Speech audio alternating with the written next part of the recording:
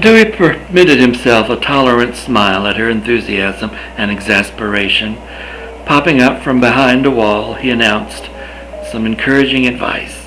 "We could pretty near make a boat from them packing crates your papa's always toting home for kindling. I suspect that due to the inclement weather, he won't object to our experimenting with a few loose boards. All we're lacking is nails and some twine and maybe some paint."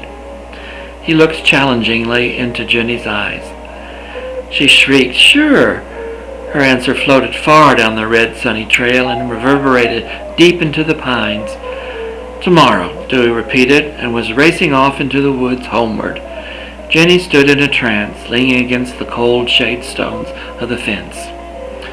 Her dreaming spell was broken by the approach of another figure assaulting her view. It was a short, wiry old fisherman parading with two large rainbow trout.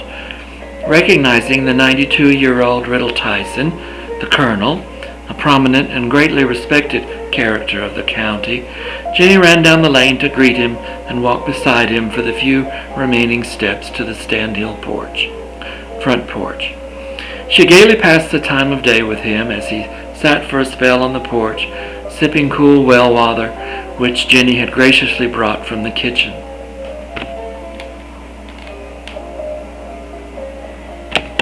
"Quite a lovely morning, Miss Jenny, don't you think?" he began. "How's the farm?"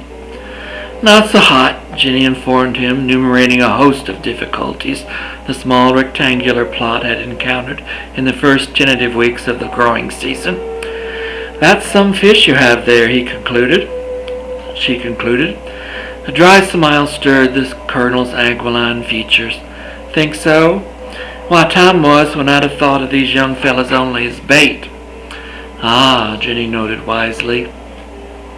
As all the county children had been indoctrinated with stories of the harsh but bountiful conditions of the past, Campbellton used to be quite something to see.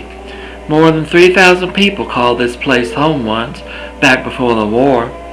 If it weren't for a few loud-mouthed, pig-headed, stick-your-head-in-the-sand old-timers chasing the railroads away, we might still have something to say about things. The old man fumed, obviously still personally attached to some difficult days in the past. As it is, that uppity Atlanta crowd grabs all the wealth and glory just from the confluence of steel rails. Hard to figure. Jenny nodded her head in agreement. "Of course the war done away with quite a few of our best boys. I know things would have been different in that whole generation if a few more fine young minds had had a chance to live and grow instead of being buried in the back row of the Methodist cemetery. If just a few more of them boys could have made it back from Virginia, they might have sparked some interest here. Far too many of our boys fell all over the bloody fields of Chancellorsville, Antietam, and Gettysburg. Wasn't much to come home to, those that did make it. Boy, those was tough times, let me tell you," he always shouted at the attentive listener. "Pretty sad letting them move the county seat away, but Fairburn had the railroads, and that meant a lot of business and money, which can't be ignored. 'Tis a fact," he finished. "Not enough to be satisfied with things as they is, Jennifer. You got to always be looking ahead, trying to figure out what'll do best by you, next year and the next. But those were some fine days, though. People were catching catfish big as cows back then, and you could live on deer meat all winter.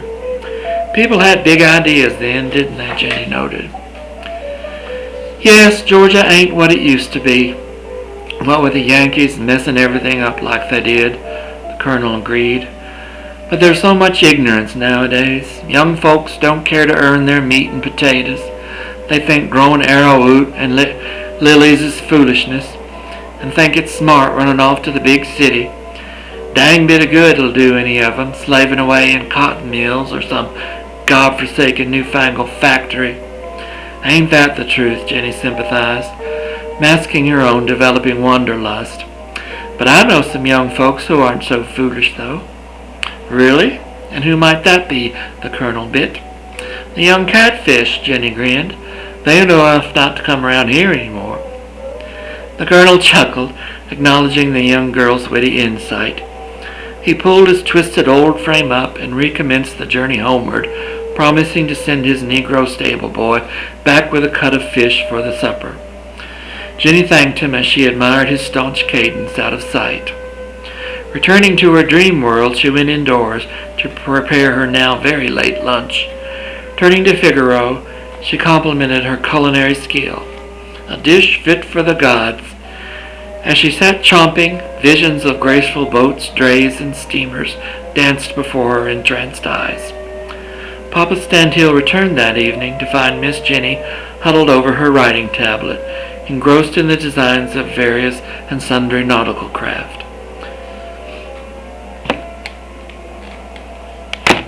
The teapot steamed loudly on the stove, and Figaro, affecting starvation, mutely begged for his saucer of milk.